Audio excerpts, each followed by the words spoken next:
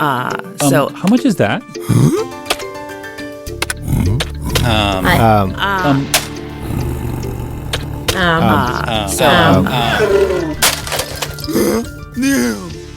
Welcome to the Podcast Editors Mastermind. This is a show for podcast editors where we focus on the business side of podcasting. Tonight I'll be hosting, and we're going to be talking about starting over at Square Two. My name is Bryan. You can find me at toptieraudio.com. And next in the alphabet, I guess, would be Carrie. My name is Carrie Caulfield, and you can find me at carrie.land.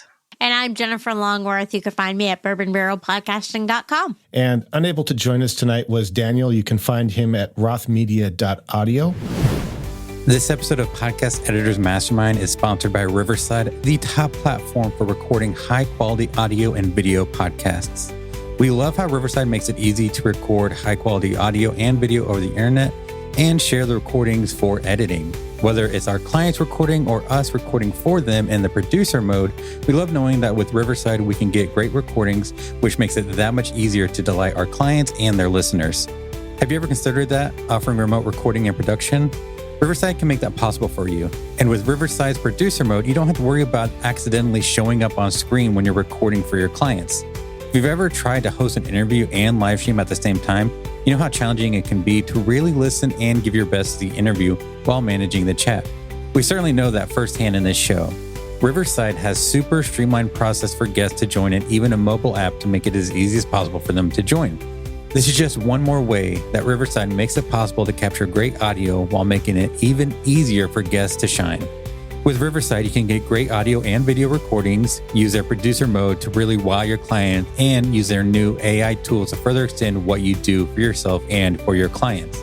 Visit riverside.fm or click the link in the show notes to start recording professional quality audio and video for yourself and for your clients. And to save 15% off the cost of your membership, use the promo code YETIS, that is YETIS.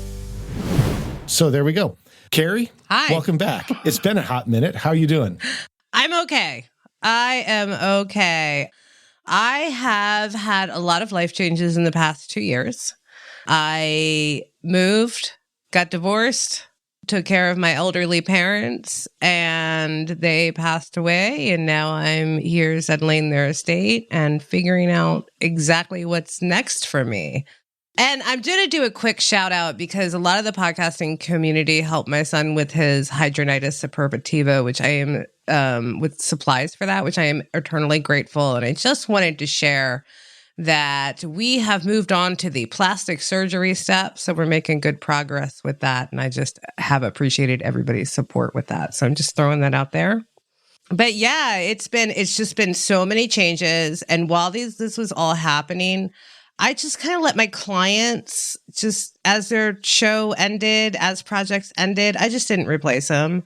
And I didn't do any marketing, didn't do, for 2 years, which, by the way, I've got to say, the return on the investment of my time for all that social media marketing I did, I went a year and a half before people stopped coming for me for jobs. Wow.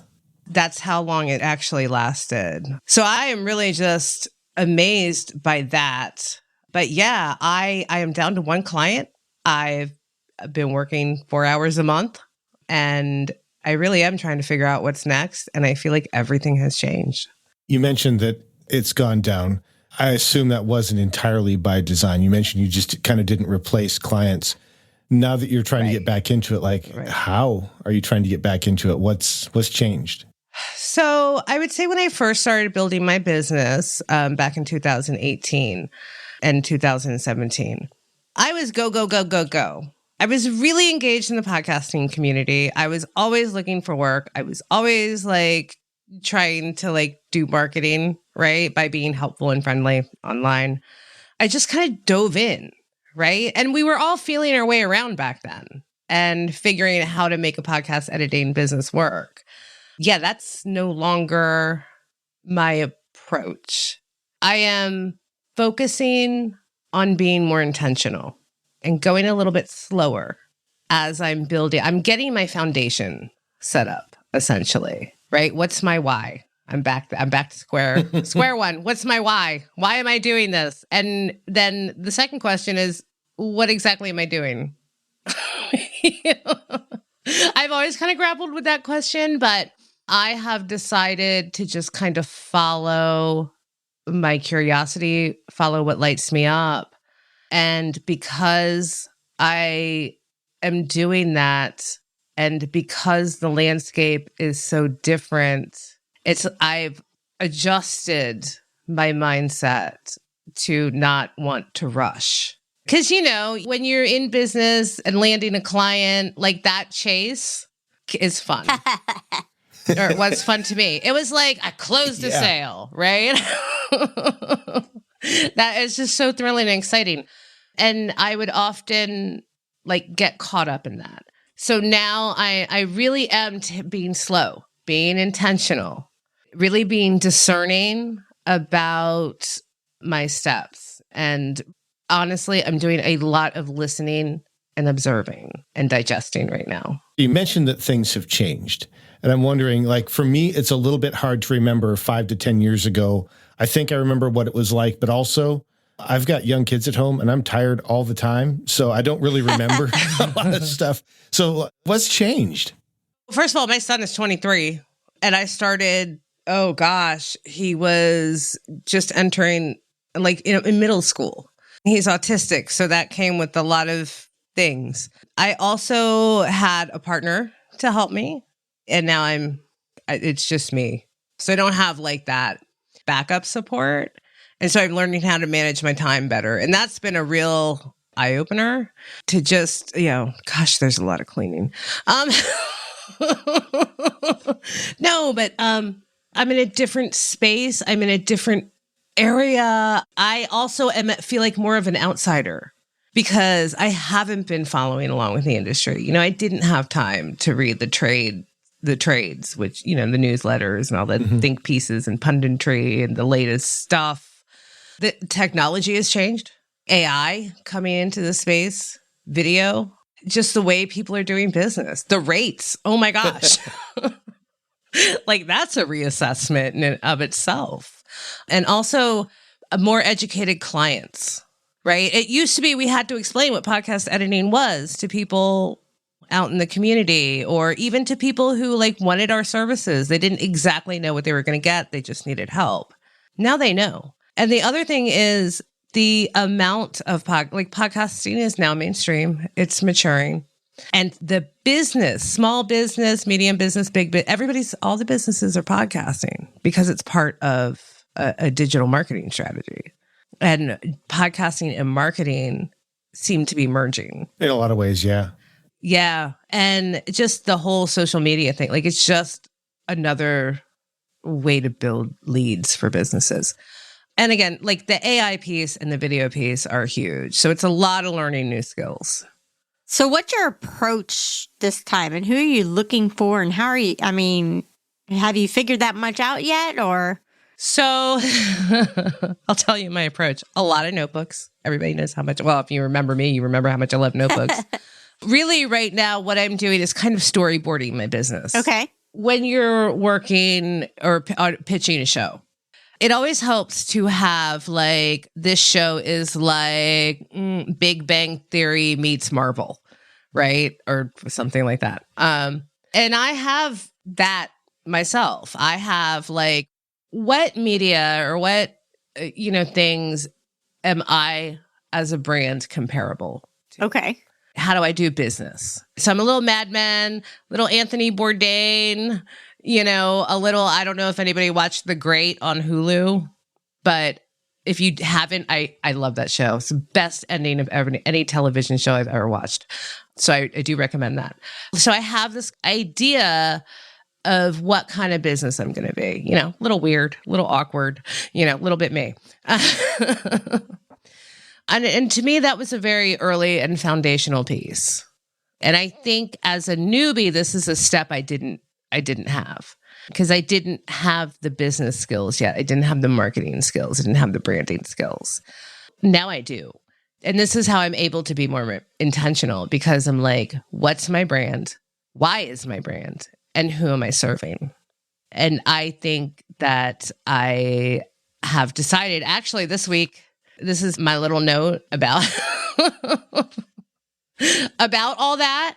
And I can read you what it says. They don't remember. I work with startups and creators who want to change the way business is done. Earth level 2. Because I am a gamer. I'm bringing that. So I'm bringing those pieces. I'm leaning into like who I really am.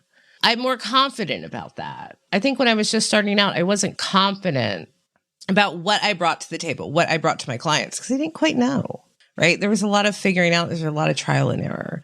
So now I feel way more confident in doing that. I was talking to another producer in the Nashville area today, and one of the things that he mentioned was he has a background in music. And he said, one of the things that's great about working with artists and musicians is that's so much a part of their identity that it doesn't matter if they've got a contract or if they've got something, they're going to keep doing the thing. It may be longer, but like they may not release an album. It may take a long time to save up the money, but they're committed to the craft. And what he's seeing in podcasting is a lot of people treat it like a hobby. And then when the going gets tough, the hobby goes. Even if it's their marketing, they view it as ancillary marketing rather than core marketing. Are you finding that to be true with the people you're interacting with? I think what I'm finding is that they don't know exactly how to use their podcasts. We have come a long way, like I said, in educating basically the consumer of our services. It's for the basics, right? They know what our basic job function is. They know when they need an editor. They know when they need help now. The communication is much better because we're explaining less, I think. But I think the issue now is how do we communicate the power, the actual power of podcasting and what it takes to be successful as a podcaster. And I think as editors, we have a unique position to assess this because we are critical listeners. We're interacting with people's content regularly. We've now, and especially if you've been doing this for a while, like we have, how many thousands of hours of people talking have you listened to? I mean, you know what's good, you know what's bad, you know why something works, and you know why something doesn't work. This is an advantage coming back into this that I didn't have before. So I am very thankful for that.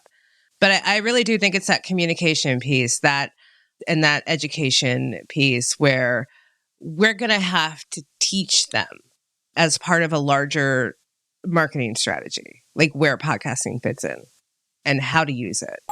Alejandra also chimed in on the live, said self-exploration time. Yes. And so another piece to this approach of figuring out exactly what I'm doing, who I'm serving, where I'm going, a big component of that has been play. Like I have brought fun back into my work, essentially. I have been being a little bit more creative. And again, just following my curiosity to see where it goes. Because now I'm coming into this space like an outsider. And now I'm just rolling around in it and poking it and pushing all the buttons and seeing how it all works again. And learning new things like video editing. Yes. Yeah, that's a big thing. The video editing, that's a big change because I think we've lost the battle on video podcasting because every job I have seen has been video focused, right? And honestly, we've been doing it for 98 episodes, right? Yeah, I think we'll probably lose some creators over it when they realize how hard it is and how expensive it can be. And I suspect that in a couple of years, it may reset a little bit. I'm not saying video is going away, but I think the expectation may change in a couple of years. But I think we're going to have to ride this out, make the most of it. And if I'm wrong, if we've ridden this out and we've made the most of it, then we'll be well poised for whatever next transition comes, I think. Yeah. I'm a little scared to see what the next transition is because there's been a lot of... Steve agrees. Yes, we have lost that battle. Yeah, we have definitely lost that. I think I remember you saying that some of the stuff that you used to do for marketing isn't really working right now. Am I remembering that right? Yes. definitely a lot more editors in the space right now. So it used to be if you went on Facebook, you could probably find a podcast editing job, right? If you just looked around, waited long enough, somebody would advertise a job, and that was fairly regular. Now it's a bit different. When somebody advertises a job, there was always a flood of editors. I don't want to imagine how many editors now I'll be competing with. 7, maybe 8. 1,000. Yeah. So one of the big shifts I've noticed in the past 2 years is how many podcasting jobs are advertised on LinkedIn. It went from virtually none to constant. Wow. So if you look on LinkedIn, there are a variety of podcasting jobs.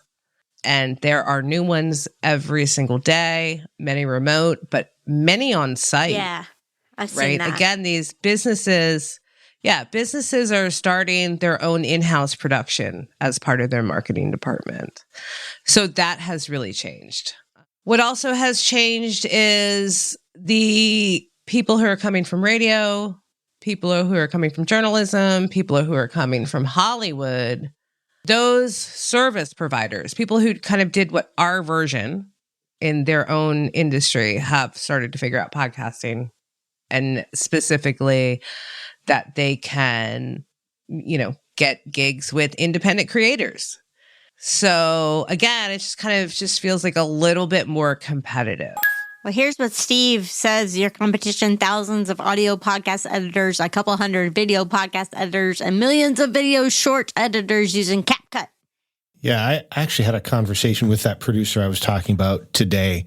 And he said that he actually had a client that left him for a production company for whatever reason, right? And they were livid when they realized all they were getting for their video shorts was they were running it through Opus Clip and then just posting it as it was.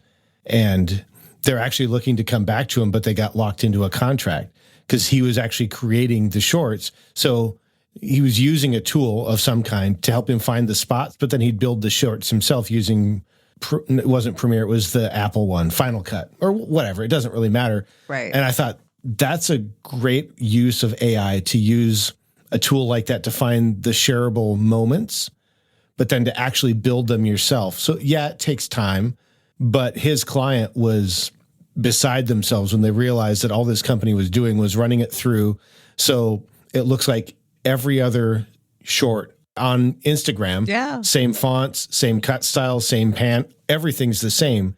And when the client the former client talked to the new provider, you're just running this through there. Why are you charging me for this? They're like, this is our process. Yeah. I actually love using ChatGPT in that way. Analyze my content, pull out what you think are the highlights. Now, I don't always agree because ChatGPT doesn't have the same sense of humor. Nope. But I can get a gist, right? And even like Descript, using the AI in Descript to mark your chapters, to generate a summary.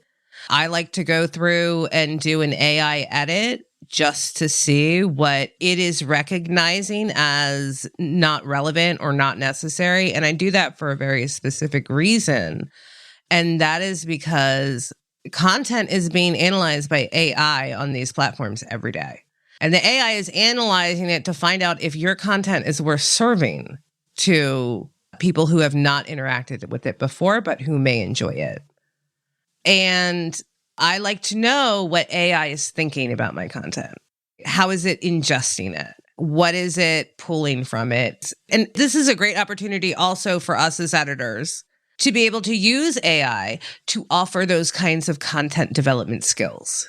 What I am seeing happening in the market and what is I'm starting to figure out is that there are, yes, more podcasters, more potential consumers of our services. However, there's going to be a set that are going to go to outsourced companies, like you talked about, Bryan, where they're just doing the bare minimum with AI and, just basic skills. There's going to be the mid-tier version of that. And then there's going to be the high-touch, really hands-on, full service, you're actually dealing with the person kind of, and I'm sure it's a spectrum and I'm sure there's more in between, but I definitely know and decided I'm a high touch person. I like working with my clients. I like coaching them. I like content development. I like story editing. I like helping my clients be really successful. I like making them sound great, and I like helping them make money. I don't think outsourcing, so I'm not competing with outsourcers, even though there are a lot of podcast editors. I know. And I knew when I started, I was more of a colleagues, not competition, right? Because there's enough. And I still believe that. So the stumbling block when it comes to work, because I'm not as good as I used to be at getting clients. Again, see the fact that I haven't been marketing at all. So people don't know who I am. But just kind of like that blind, like sending over a CV, filling out an application, all that kind of stuff. Like I am relearning how to sell myself and sell my services. And I am way out of practice talking to people. My people skills are rusty. We're here to help you, Carrie. You can work on their people skills with us. Yeah. And also I don't get, I went a long time without having conversations with adults. I mean, right? So I am, so there's a lot happening. I am reacclimating myself to all these skills. I'm finding it's kind of like riding a bike, except for I just fall a few. I have really blown some opportunity for some good work because I couldn't communicate it. But I have approached getting more clients as a practice in rejection. Okay. The client I do have, Lessons from a Quitter, shout out to Goalie. When she first started her show, she did rejection therapy where she actively asked for things and tried to get things that she knew she probably would not. It kind of builds up your skin and helps you be able to refine, right? So you can find that right opportunity. Alejandro is talking about content being edited with the same template from CapCut or Opus Clip or whatever. And the point that this is where somebody can come in and actually do a great job, add value. My question is, I think we're going to continue to see the proliferation of cheap tools that do an okay-ish job. How do we set ourselves apart in such a way that we can operate a sustainable business and try to stem the tide a little bit against the rise of acceptable mediocrity? Well, today I played therapist for one of my clients. And you're not going to get that from AI.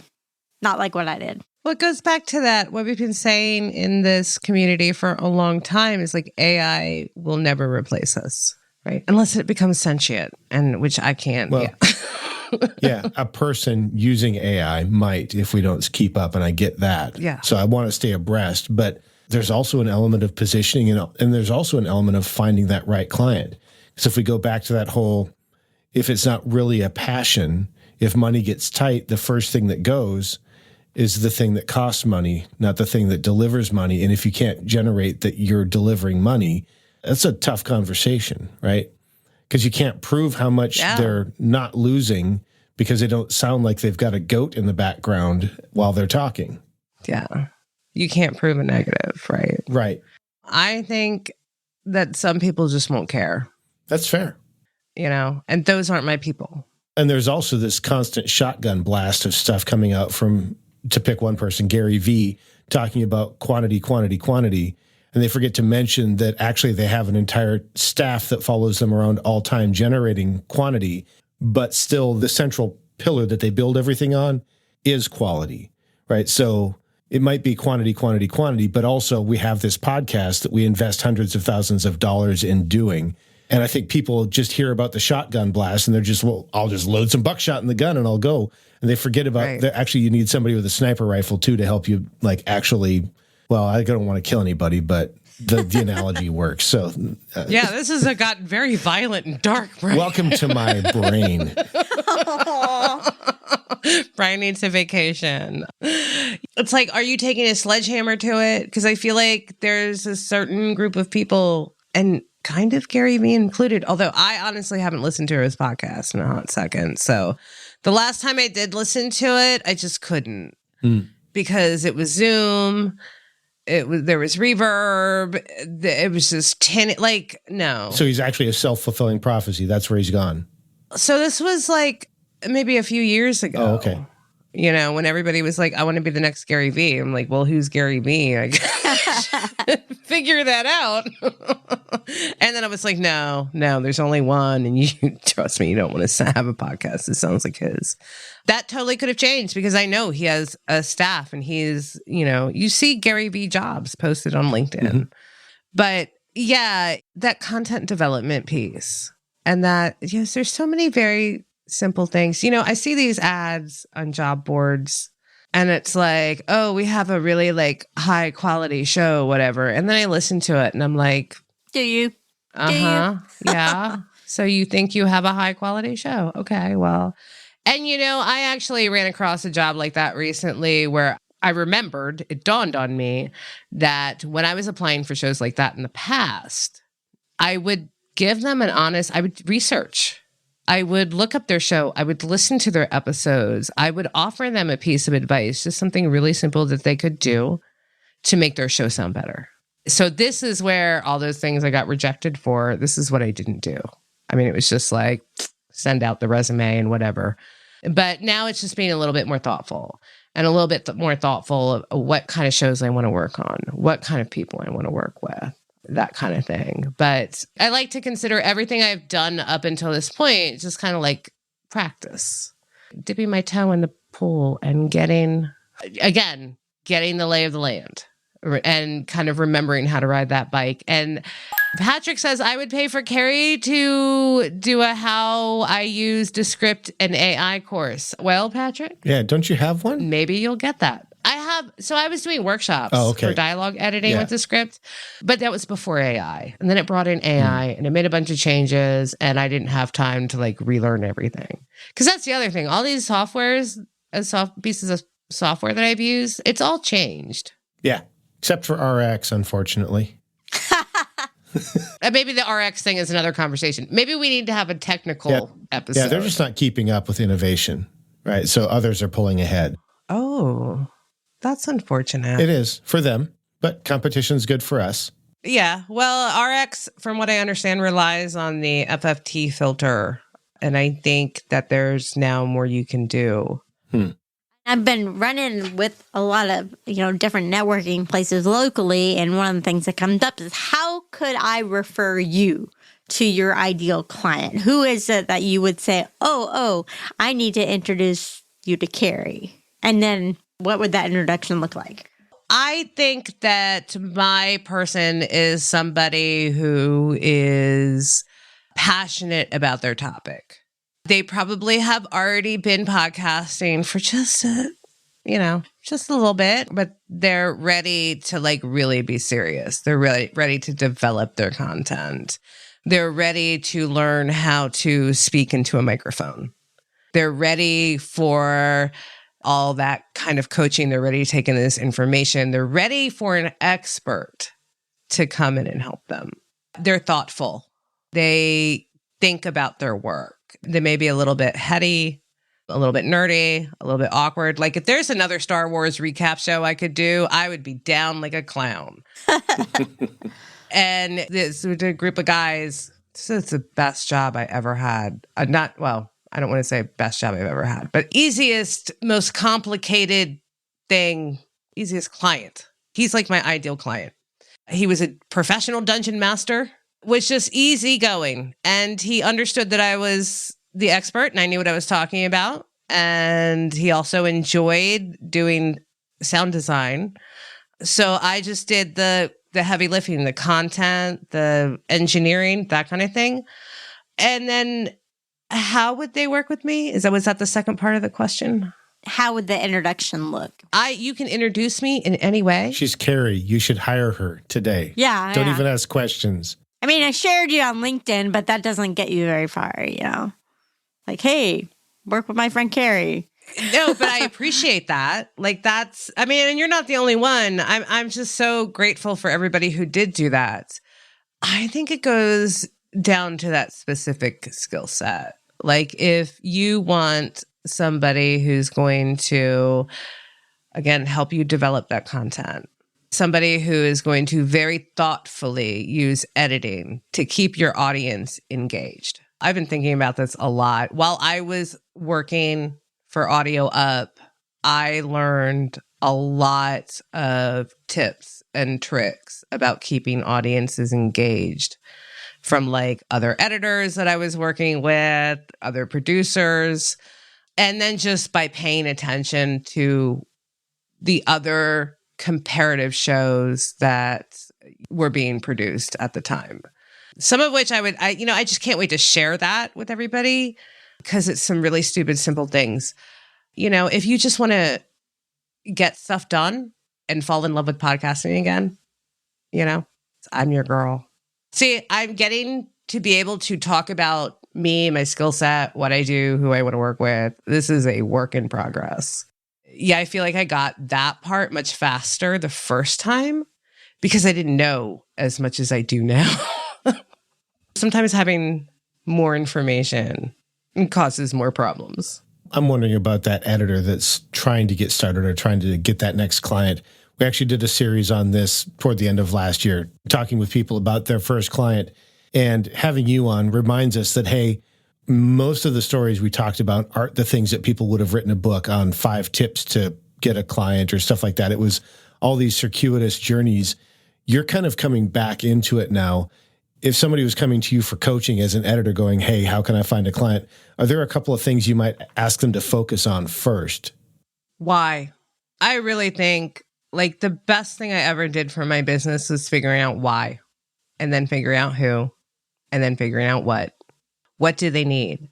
And I think really it's that listening, that observation period.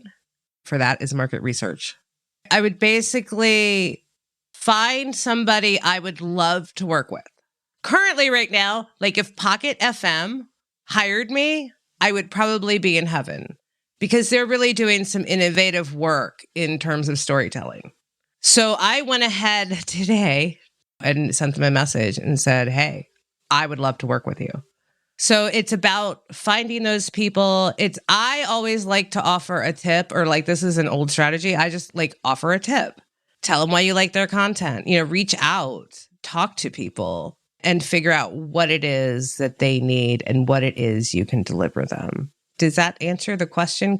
I think that's the real answer, right? I think the answer that most people are looking for are the 5 steps listicle. And the reality is that's a pipe dream that might pay off every so often. The real answer is, I think, exactly what you just said. And networking. One of the things I do want to do is more local business. I think especially now, the time is right for editors to get into their communities. When you go visit a small business, talk to them. Ask them about their marketing. Ask them about their customer education. Be nosy. Again, I am nosy. I walk into a business. I want to know everything. Like what's working for you, what's not, right? I think we can call that interested. Yes, I'm interested. I may be a little bit more interested than people like. Wow. I tried so hard there for you, Carrie. I tried. I know. I understand it's not always appreciated. But yeah, it is a lot of boots on the ground work, right? There's no formula. There's no magic bullet for this. I have not found anybody really be successful from implementing somebody's 5-step plan because that's somebody else's 5-step plan. Mm-hmm. That's not saying there isn't valuable information you can take from that. But yeah, it's not magic. If you like people enough, it's also kind of fun. Cool.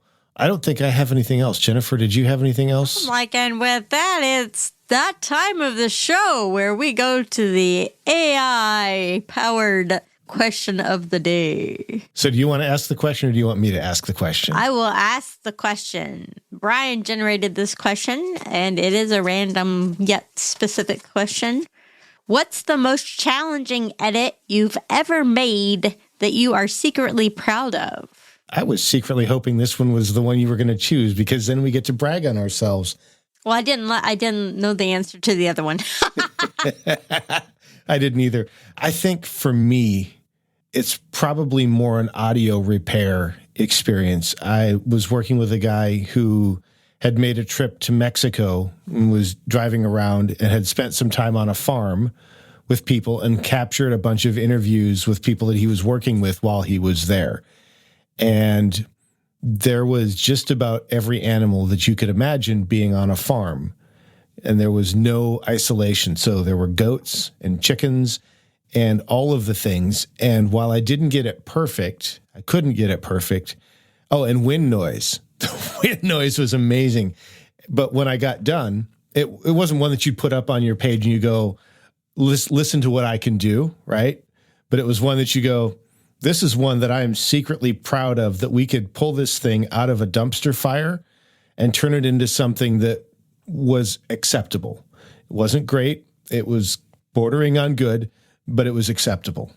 And I'm really thinking about this. Like, I've got a lot that I'm really proud of. But I would have to say that time I made Peter Frampton not suck. Tell us how you really feel, Carrie. What I really feel is musicians should not use analog gear for podcasting. Because Dave Grohl, lots of other, no, it doesn't work. It doesn't work. It doesn't work for Zoom. But really, does anything work for Zoom?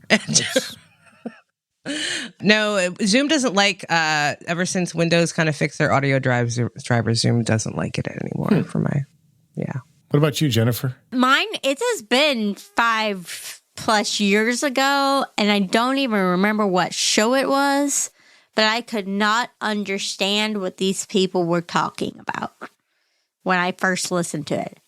No idea. But I guess I was playing around with RX and whatever else I was trying. They were talking about skiing. And when I figured that out, it was like, they're talking about skiing. I don't even remember why I was working on that show or whose it was, whatever, but they were talking about skiing. And of course, you said secretly proud of. Everyone knows I'm proud of the metronome thing from the marching band contest that was on my website forever. That was amazing. Yeah, that's historic. Yeah, that was pretty awesome. Yeah, that was a moment in podcast editing for sure. And anybody who doesn't know what that is, Jennifer, do you still have that on your website? No, it's not on my website anymore, I don't think, but it might be on somewhere out there. Oh, you should pull it up because that was really if I can find it, I'll drop it in the... Yeah, send us a link. We'll drop it in the show notes. Yeah. That way people that are watching now can come back and listen again later because we need twice the views because, why not? It makes us feel good about ourselves. Doesn't get us anything extra from Riverside. Just in case you're wondering, this isn't actually an advertiser play. Just makes us feel good to have lots of downloads. So there's that.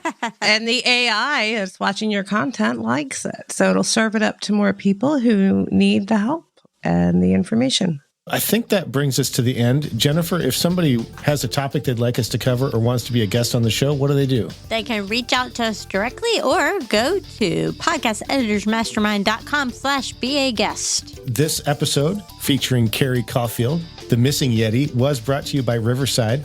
If you want to record your episodes or your clients' episodes in high definition, have great quality audio and video, you can try out Riverside for free by visiting creators.fm/Yetis. That's us. We're the Yetis. And then use the code Yetis at the checkout to get that 15% off. And we're super happy if you do that because it helps us out as well. And we appreciate that. I think that's all we've got. I've been Bryan Ensminger. I'm still Bryan Ensminger. You can find me at Top Tier Audio. Last week, I was a beautiful bald man. This week, I'm Bryan from Top Tier Audio. And you can find me at toptieraudio.com or on many of the socials at Top Tier Audio. And next in the alphabet is Carrie. Yeah, I'm Carrie Caulfield, the Missing Yeti. You can find me at carrie.land, on Instagram as the Carrie Caulfield. I just want to say thank you, everybody, for listening to me talk quite a bit. Hopefully I said something useful. I'm rusty, so please bear with me as I get my podcasting feet under me again. Well, I'm Jennifer Longworth still, and I'm at bourbonbarrelpodcasting.com and anywhere else Bourbon Barrel Podcasting. And that's BARREL. 2 R's, 1 L. People get that wrong. And there's no S in my last name either. Is that how we spell barrel now? No lie. It took me 2 years to learn how to spell barrel. It is hard, yeah. And unable to join us was Daniel. You can find him at rothmedia.audio. And if, like Patrick, you missed him make sure you let him know that you missed him, because we miss him too. And we hope that he'll be back soon. We've just all got stuff going on right now, and so we have to balance things. For those that joined us live, we're super glad that you were here, especially if you dropped into the chat and gave us a good ribbing or a good question or something like that. And if you're listening later to the podcast or checking us out on YouTube, do feel free to reach out to us. We'd love to be able to help you in any way we can. And I think that's where we say goodbye, and I click the button and we go away. Bye. So, bye. Bye. Love you. So how much is that?